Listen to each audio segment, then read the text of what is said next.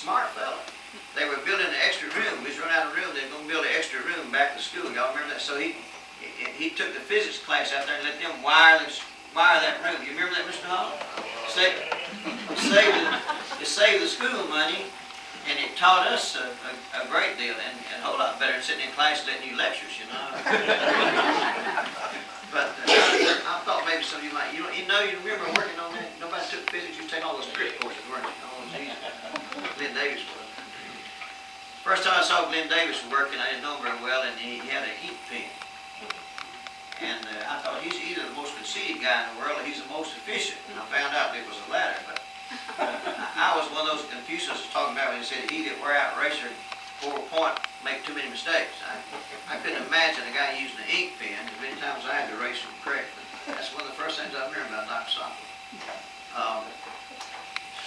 I don't know what Cooper's got against y'all asking me to speak. I got to thinking all the years I knew Cooper in football and the clubs, and I never saw him disturbed, never saw him angry, never saw him mad at anybody.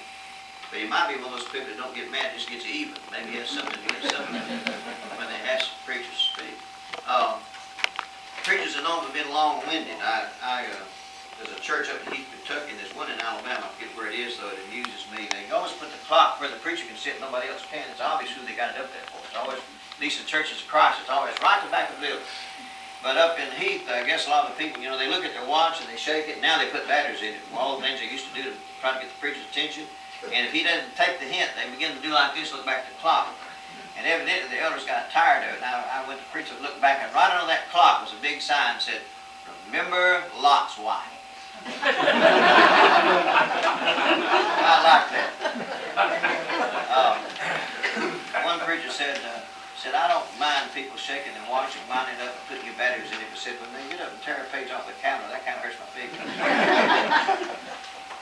One preacher was preaching, and he thought he was good, and he was waxing eloquent and preaching way too long, and the guy on the front seat got up and just started right in the middle of one of his most dramatic points, when you just had it spellbound, he thought. And he was hypnotized with his own voice. And he just said, "Hey, fellas, if you're disturbing my main point," I said, "Where are you going?" I said, "You leave it right in the middle of the sermon." He said, "I'm going to get a haircut." He said, "Well, it's a strange time to get a haircut in the middle of church." And why didn't you get one before? He said, "I didn't need one then."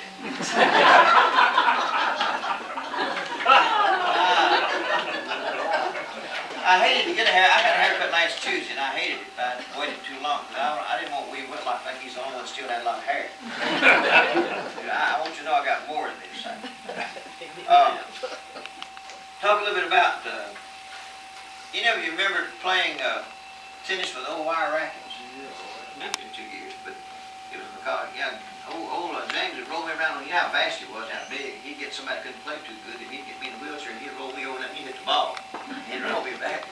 But some of you remember playing tennis. And about football, anybody remember playing Loretta to a 0-0 tie? Was you in on that game? We got out right near the goal line, and that's the year you got hurt. William didn't get to play quarterback, was he? No, I played in that game. Okay, one year you got hurt before the season started. You was going to be our all-state quarterback. Anyway, we got down to 0-0, got in about the 3rd-yard line, and anyway, somebody called a double reverse. And they threw us about a 10-yard loss. And the game ended 0-0, if I remember correctly. We like to never got over that. One of the funnest things that ever happened in football was when Two-Head was coaching. Remember Two-Head coming and doing something, we called him Two-Head. I don't mean to be disrespectful, that's what everybody called him. Badly. And the Manley family and I've been close. I've preached funeral for Manley Keys, mother and daddy, both. But anyway, he would show off, especially if the girls were watching practice. He decided he wanted to carry the ball and run over everybody. And he was big. I never forget how far he could throw a ball underhanded. Only then y'all remember that or not. But I was doing statistics for the team and kept up that kind of stuff. But anyway, he was going to show him one time how to run through. You remember posing, hit him a shoestring tackle, and got up and dusted off his hands. Remember what he said? It was a saying around school for years. None of you remember that? Charles Ray Posey tackled him. He hit the ground like a redwood timber. And old Charles Ray got up and dusted off his hands and said, "We don't play with no kids around here." Do you remember that, Troy? That got to be a saying around school. That was said for years. Y'all older than I thought you were. You don't remember those. Am I making this up? You remember going to Rogers and playing in the rain in a 0-0 game over there, and that was for the outlaw snowbird. And we got out late in the fourth quarter, it was 0-0, and Rogers sent, see what did they sent 4 boys out, 5, and sent 3 or 4 in, and the one laid down on the sideline. And they threw a pass, right? I cried all the way home, I tell you right. Well, they beat us 6-0. I remember that football. Go, I'd like to stop now, let some of you say something about the football. I'll say one. I remember, again, it's dealing with two-head, and this was Luther Dark.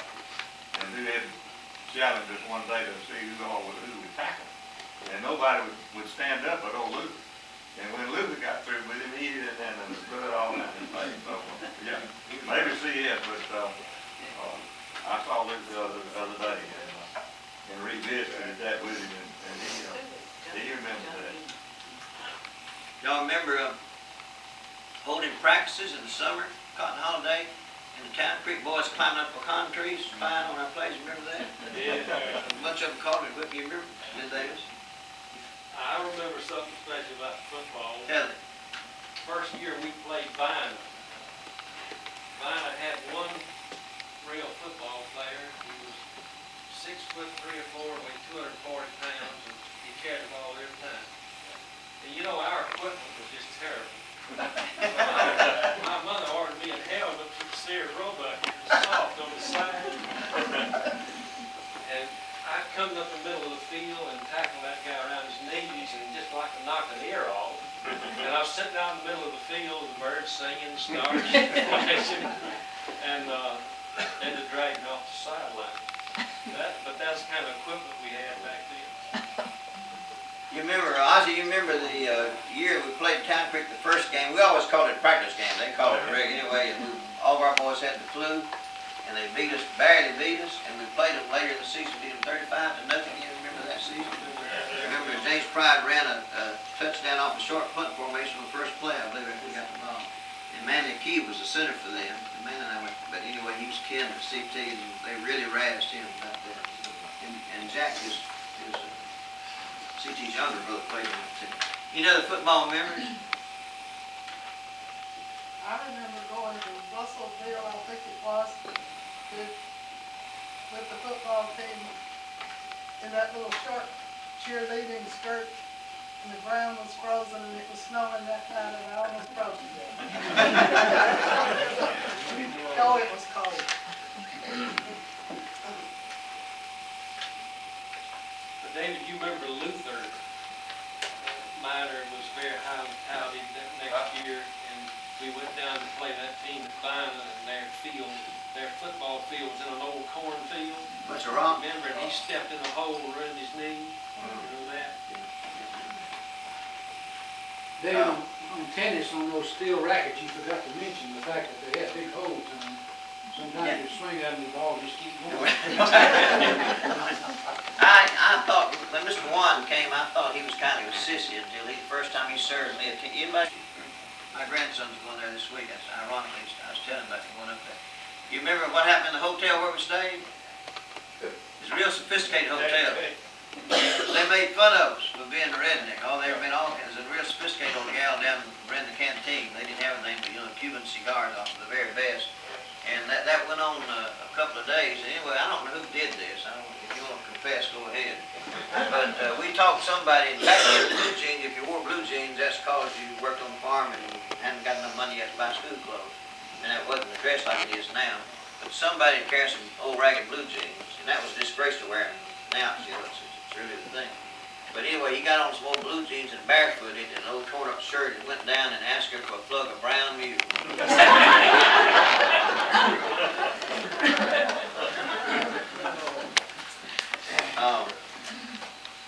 What about the Mexico trip? How many went on the Mexico trip?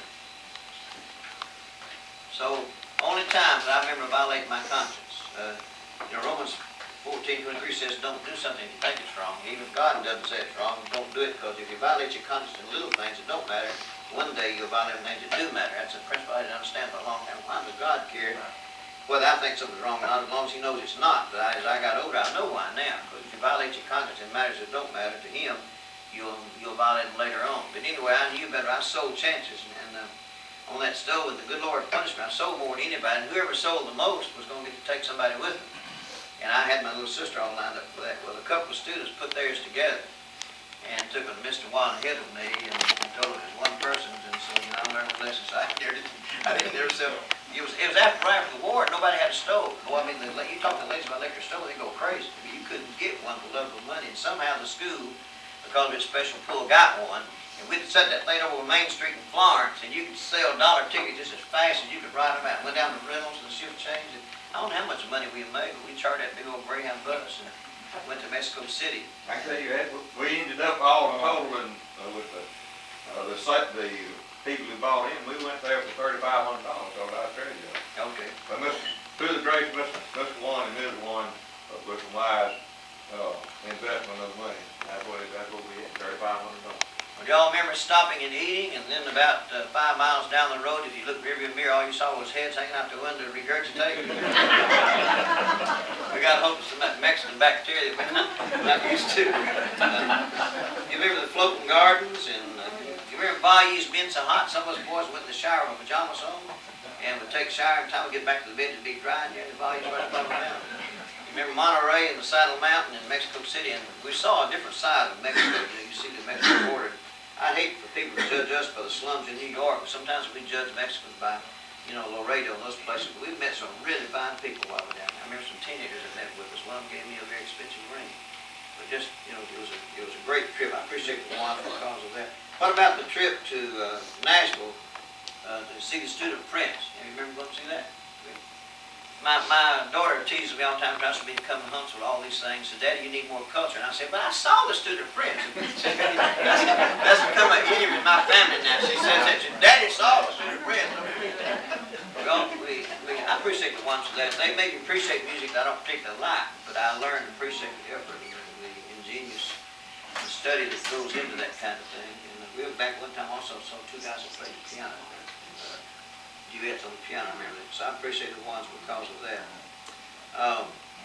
How many remember doing the Negro minstrel? We couldn't do that today. We'd get in trouble. How many remember that? I hope you forgot the joke. Weren't you the interlocutor, Cooper? Were you the Mr. Interlocutor? Yeah, I don't know. Or was you the one that mean? I couldn't take it. I think he was the one that went around and said, ask everybody. I was a straight man. Somebody, you went around and asked everybody how they felt. One guy said, I feel like 7 days. And how's that, weak? And the other said, I don't know whether it was Billy was, well, anyway, how do you feel? I said, I feel like a pair of dentist faucet. How's that? Said, down in the mouth. And it was about that corny of jokes, but we had a lot of fun. This shows something about the vocabulary, though, and the attitude of young people. There was one line in the poem. We sang, too. I remember singing, I had to sing Carolina Moon. That's when everybody decided I ought to be a preacher, not a song leader. Anyway, different ones sang. James Walker Campbell, of course, was a great singer. But we also had lines and funny lines, and none of our group would agree. There was a line that talked about, I went up and slid down on the green, green grass and fell and hurt my, and none of us would take that. Mr. One took it. And all he said was that I slid down on the green, green grass and it hurt my hands and knees. But we was afraid of what our parents would say and what others might think. Kids would, the name kids would jump at, in fact, they'd go ahead and say the other probably. That's the difference in the culture. Okay. Trip to Chicago. How many of you remember getting up to 10 words from Ms. Riley? Ever remember that? You remember the different ways to cheat? I didn't cheat on that. I can tell you the ways to cheat. There was 2 or 3 ways to cheat. One was, if she was real busy, you had to look at those of you who are mates, our mates, you had, in the literature book lessons, you had to find 10 words every class, for every class, completely write out diacritical markings, write the complete definition. It had to be some word you didn't know, which means you admitted your ignorance sometimes. But then you had to make it like you didn't know them sometimes in order to get 10. But they're supposed to come around that lesson. Well, a lot of fellows didn't read that and didn't get to school. They'd just get the dictionary and pull out 10 words, any kind of words, and hope that she didn't know that they didn't come out of the lesson. Well, every now and then she'd get kind of sharp and know that she'd get us for that. Well, the second way they found it cheap was, is copy somebody else's paper that didn't do it right. Well, she caught on to that. The third way to cheat was you go around and get one from each person. Say if you got 10 people and you get one word from each one of them, you'd have a paper that wouldn't look like anybody's. But that's the kind of cheating that went on to try to get those. But it was just daily lessons. It wasn't really cheating to get us out of school. I guess the good Lord forgive that. But I still remember that. I appreciate her though for her love of speech and poem that she gave us. I guess we could stop and name every teacher. We've already paid tribute to Mr. Hall and say something about every one of them and what they contributed.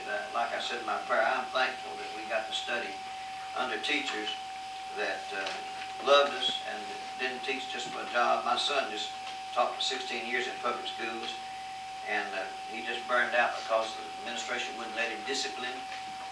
Most of the kids just had a one-parent home and just acted terrible, and they would just kill him. They loved him. He loved them. He'd go to their granddaddy's funerals, and it wasn't anything that to do with his liking, but it was such a different situation. And a lot of the teachers were teaching with him. They were just teaching because looking for another job, waiting for something else to come along. We didn't have those kind of teachers, fellas, did we? We didn't have those kind of teachers.